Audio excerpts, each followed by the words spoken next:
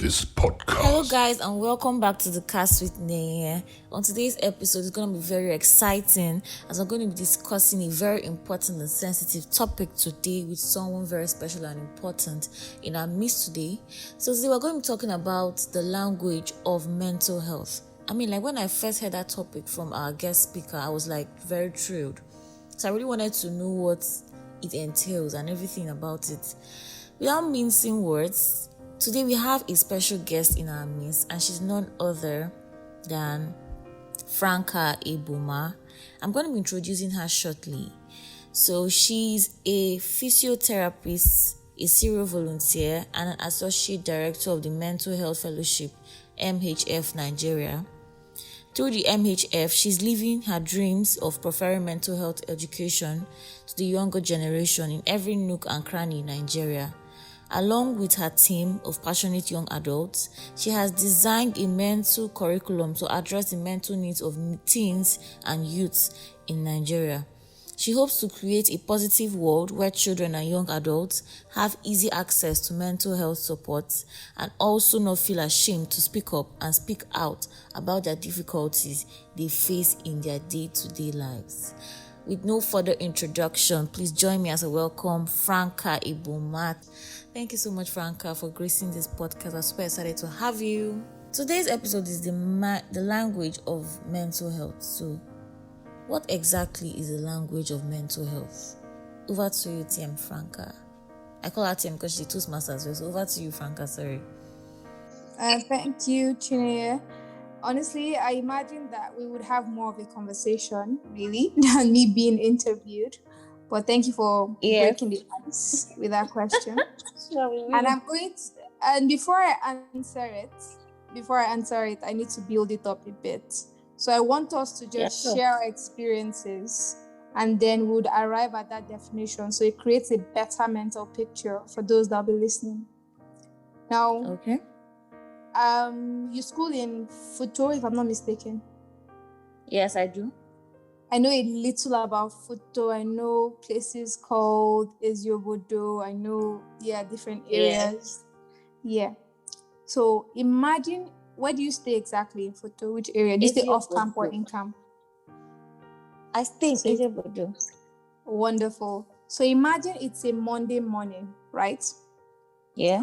And you're headed to class. There are no bikes, so you decide to walk. Mm-hmm. It's about 8 a.m.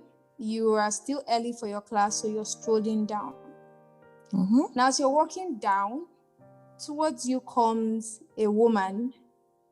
Her hair is unkept. Her body is as sandy as you can imagine. Yeah. She's in tatters, and she's walking straight at you. She's talking to herself, clearly focused on the conversation she's having with herself. What is your own immediate reaction? She's headed towards you. What is your immediate reaction? To be honest, if I was walking on the road, I would move to the other side of the road, the other end, because I'll feel like, this woman is mad. In fact, I'll be scared. Okay. So I would divert to the other side of the road, or move very far away from her, because I feel like maybe she might harm me or so. Okay, thank you. You used the word exactly that I was looking for. Mad. As in, no matter how educated we are, how enlightened we are, how exposed we are, at the end of the day, if we see someone like that, our first instinct is to think, there's something wrong with this person. And we use words like mad, this person is psycho, or this person is crazy. Right? Yes. That is where we begin with the language of mental health. Essentially, just breaking it down to that level. So it's important that we even define mental health first before we even talk about language of mental health.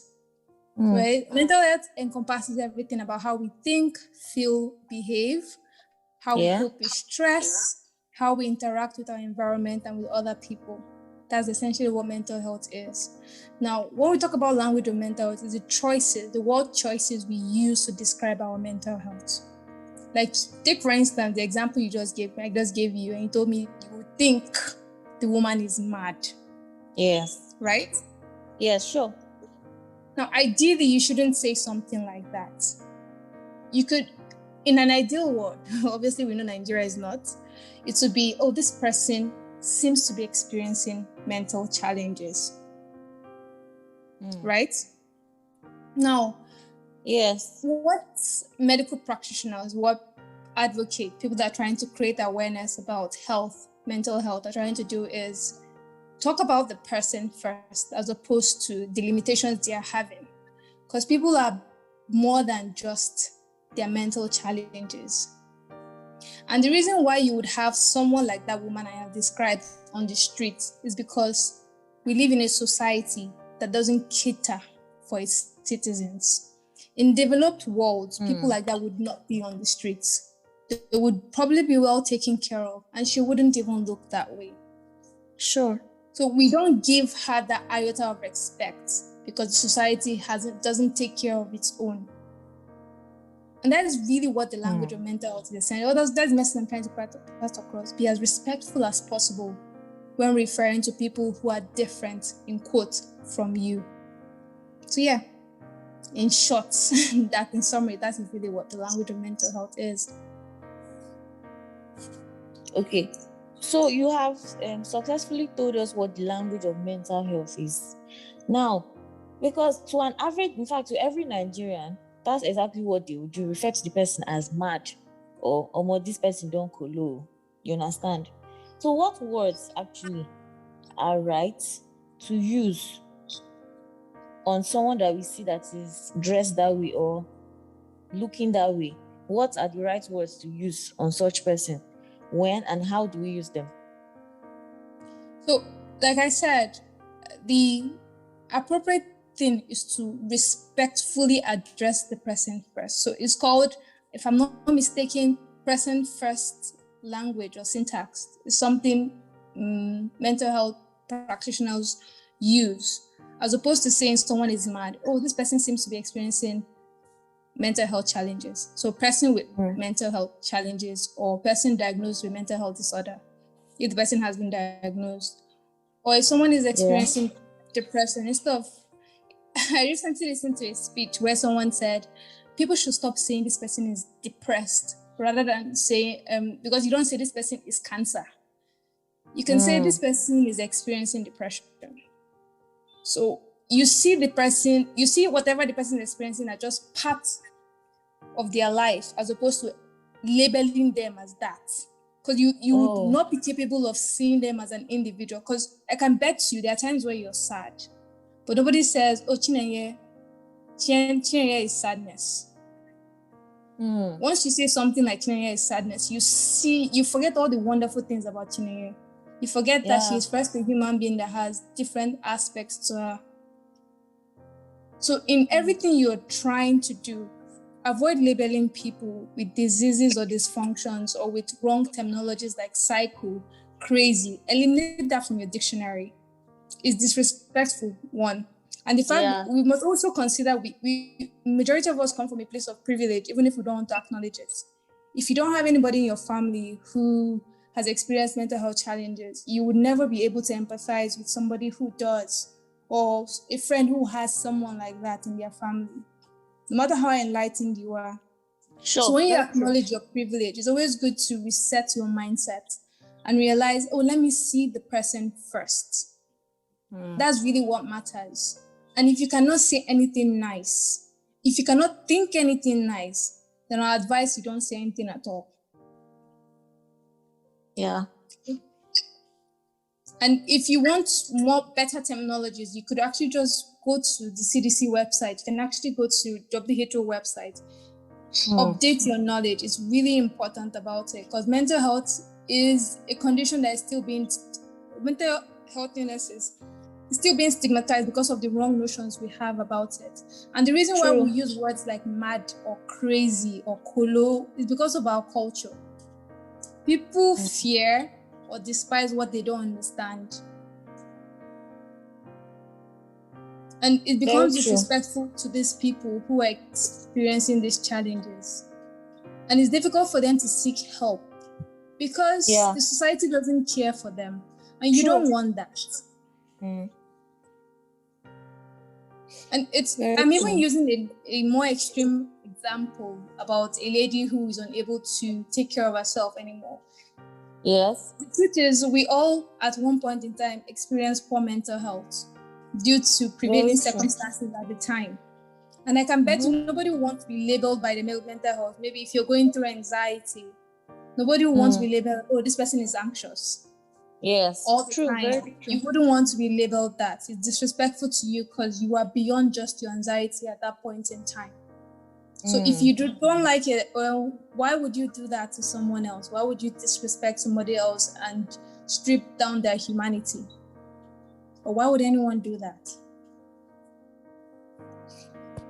To be honest, I feel like most of us are victim of this labeling, because for one, I as a person, I even label myself. Like when I'm depressed, I say, I was depressed, or I'm so depressed. But I've actually learned this evening that the labeling is something that is like, I don't know, it's like you saying that this is you. Yeah. But meanwhile, it's just a phase that definitely will ease out over time, or fizz out over time. So listeners out there, you can also attest to the fact that everybody is a victim of this thing.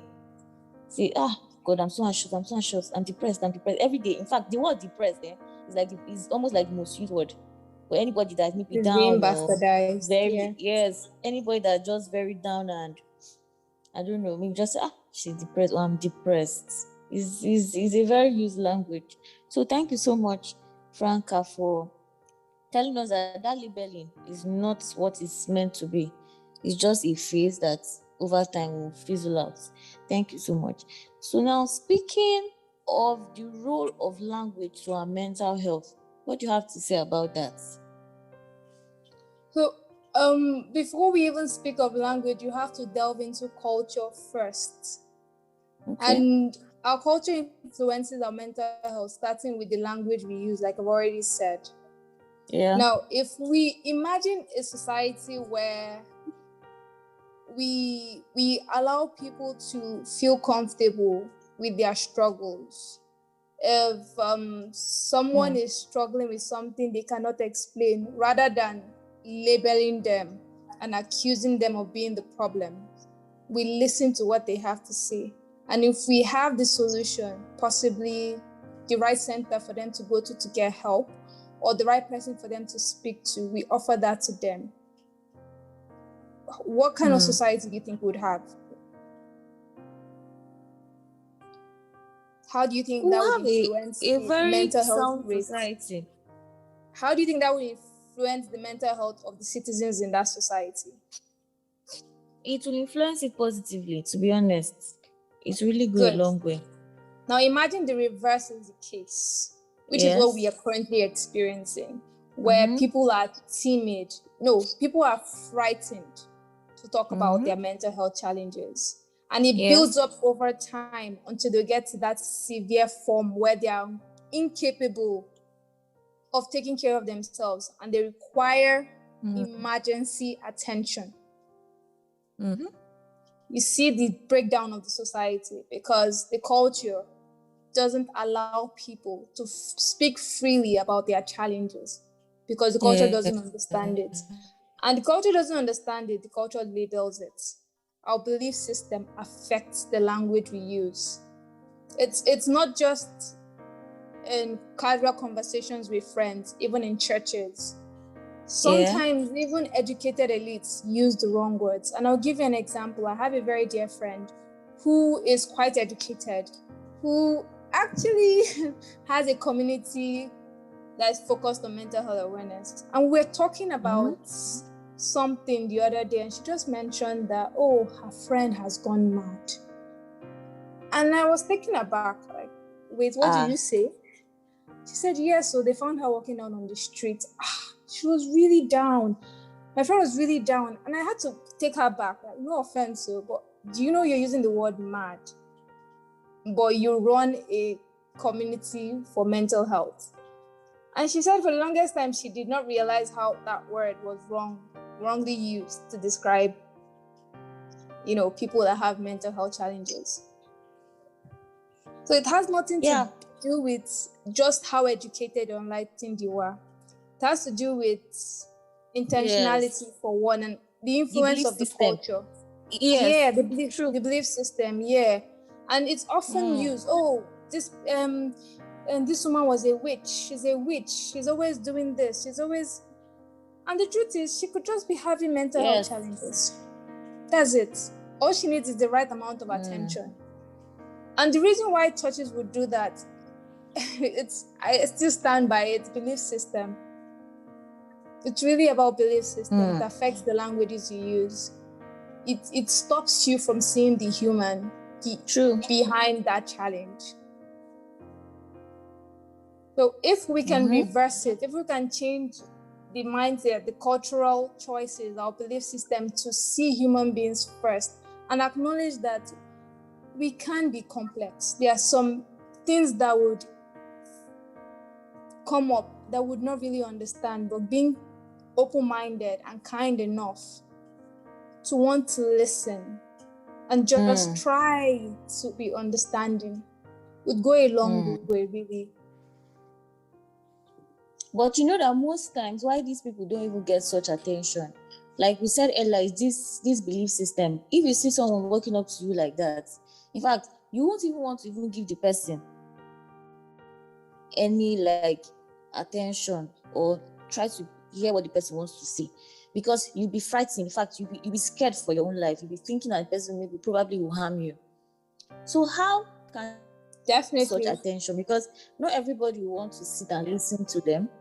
Not everyone, because me personally, if I see someone like that, to be honest, like if she's dressed in a tattered way, anybody, in fact, anybody will just like want to just give the person his or her distance. But let's say, there are some people that over time, there are people that their own is still in minor stage. Yeah. Maybe those ones you can give them attention, like, but still you'll be feeling, that Nigerian, like you still be feeling somehow, you still be scared safe. So I don't know how can these people even get proper attention. And there's this point where I was even thinking, I was saying, do therapists, like, I mean, do they really exist in this country? Because I know they do, but I feel like they're not really there, like so much of a profession like therapists. I don't really hear about therapists, like, and even the good ones. And then how can an average Nigerian like that even get access to these therapists that can assist them? The whole thing is just somehow, because that's why people getting mental health issues or disorders that are growing, like getting to its climax, not because those people maybe they don't have, I feel like they don't have the right attention, the right people are not around them, and people that are meant to be in charge, like the therapists, the psychotherapists, I don't know, like they're not really out there. The people that are there maybe to source for them funding and the rest of them quite expensive, which an average Nigerian might not be able to afford. So what's your say on this too as well? Okay, it seems like a 3-level question. So let me start with how do we help those people like that? Because once you see them, you want to run away. And valid. True. You do not know that person. You don't know their story. And I'm not asking you to approach her and talk to her about problems. No, you are not well equipped to talk to somebody like that. The first thing I want you to know, the reason why I shared that story was your mindset. You described her as mad instantaneously rather than seeing her as someone who has a person living or person experiencing mental health challenges. Fair. That is why I used that extreme case scenario. But like you already mentioned, there are people who do not have pronounced signs of these mental health challenges, right? Yeah. And I would like to give an example. When I was in school, I had a classmate who started showing signs of mental health challenges. It was about in our 200 level.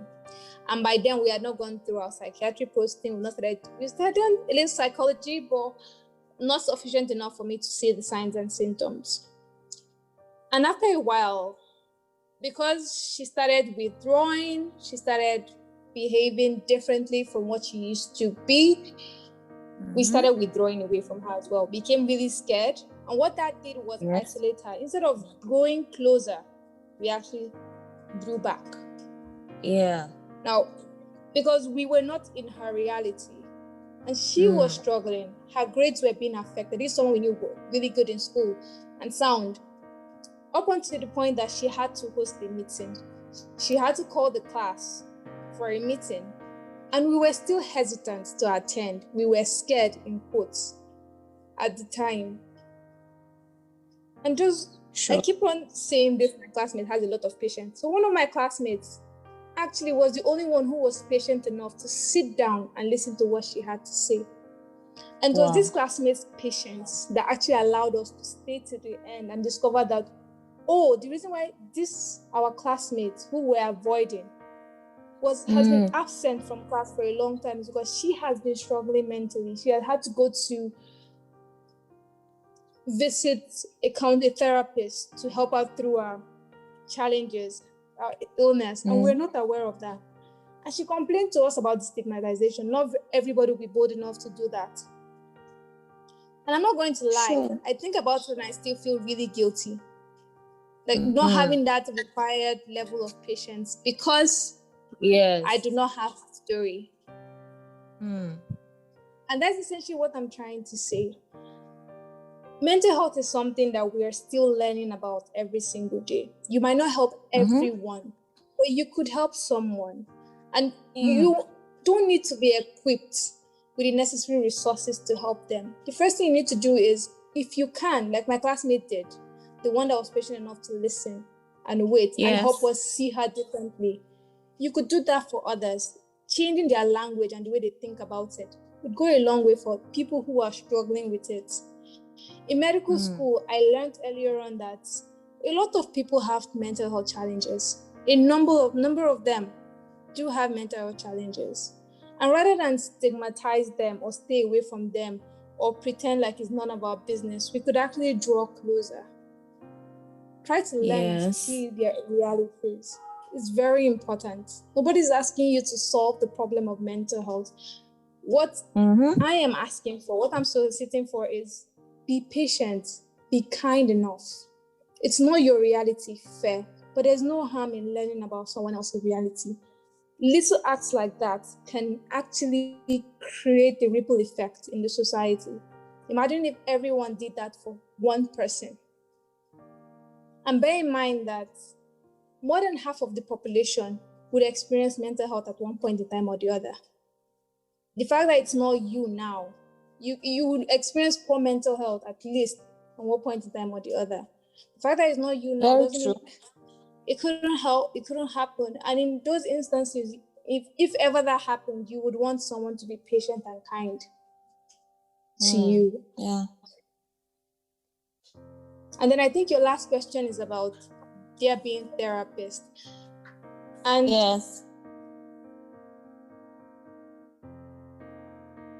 and the truth is, we do not have a lot of therapists, psychologists, psychiatrists. Yeah, the ratio is we have more patients than we do have these people, but they do exist. When I was doing my internship in UPTH, I needed to see someone to talk to, and I found them. If you go looking, you would find, honestly. And before we even started this, I mentioned Mentally Aware Nigeria. They offer counseling sessions to people for free. All you have to do is you reach out to them via Twitter, you reach out to them via email, and someone will attend to you for a minimum of 3 sessions. And if you require serious medical attention, they would refer you appropriately. If you want something, you would find it. If you even browse it now, if you Google mental health therapist in Nigeria or anything, psychologist in Nigeria, you would find, you really would. There are not a lot. Yeah, but they do exist. And solving the problem of mental health is not one person's job. It's never one organization's job. It's an entire nation's job to take care of its citizens, to take care of its people. They are vulnerable. We could be vulnerable tomorrow. You and I could be vulnerable tomorrow. If there is no system in place to cater for situations like that, you will end up seeing people who have these illnesses or challenges on the road and not being taken care of and being stigmatized for something that it's really not their fault. Wow. That's really nice. Thank you so much, Franca, for answering the You're question. welcome.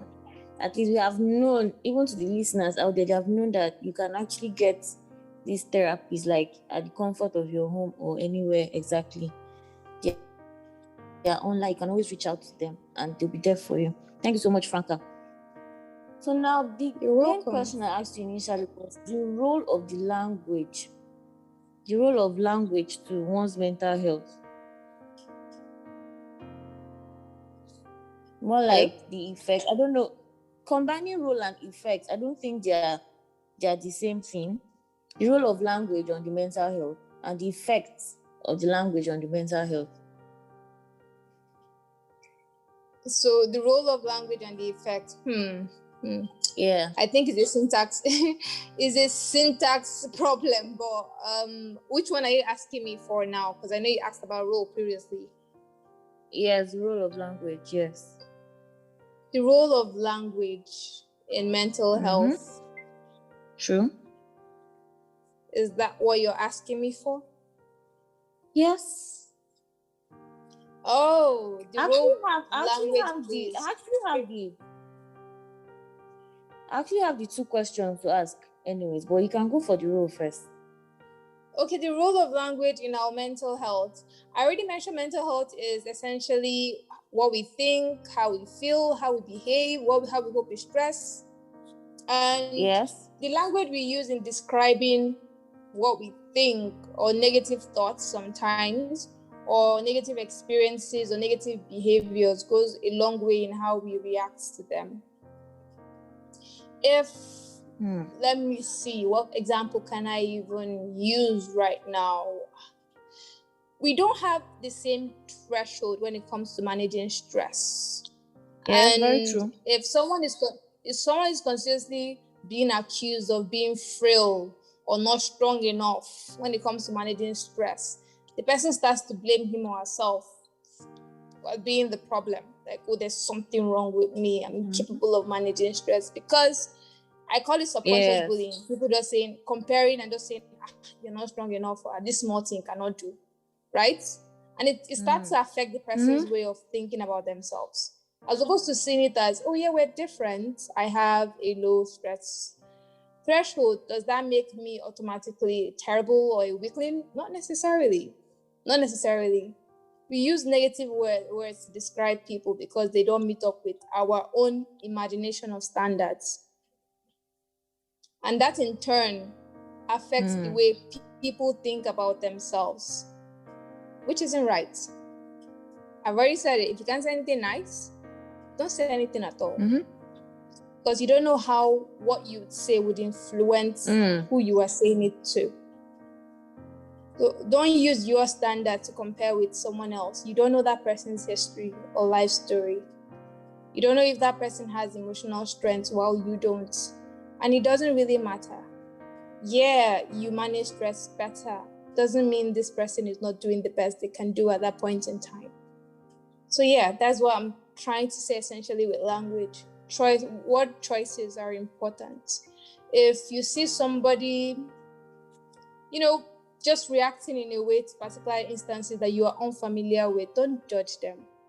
If you don't understand it, say you don't understand it. If you want to learn more about it, you can ask that person to share their reality with you. And if you don't agree with it, respectfully keep it to yourself if you cannot be respectful enough. Or you simply and pragmatically, civilly tell this person, let's agree to disagree. Because mental health challenge is not something you see. It's not a broken mold that you can observe. It's something that's unseen. And you don't know what could trigger it. You don't know what could influence it. You don't want to be that person that does that. Don't continuously tell a child that they are stupid or they're not strong enough, or why they always crying all the time, or must you express yourself. It's unhealthy. Yes. Even this, and like being emotional sometimes usually seen as a weak point. Most times in ladies, they're like, you're so emotional, why do you cry all the time, blah blah, and the rest of them. It's seen as a weak point. And most times it really demoralizes people. because it's seen as their weakness, and most people tend to always take advantage of it. Yeah. But it's all good. So speaking of the effects too. The effect of it, well, Yes. the effect of poor language on mental health, we can already see that. We read stories about individuals that attempted or completed suicide. Yeah. And we tell ourselves, why? Why would they do that? Or for the family members, they're so hurt by it and wondering, why didn't he share with us? And the truth is, these things are not so easy to talk about because we live in a society that naturally stigmatizes people for having struggles. It's like, are you the first to have this challenge? So that's one effect. Another effect is you make people, like the story I told you about that my classmate, that she felt isolated. Yes. You no longer feel like you're part of the society or you can contribute to the society. You feel worthless.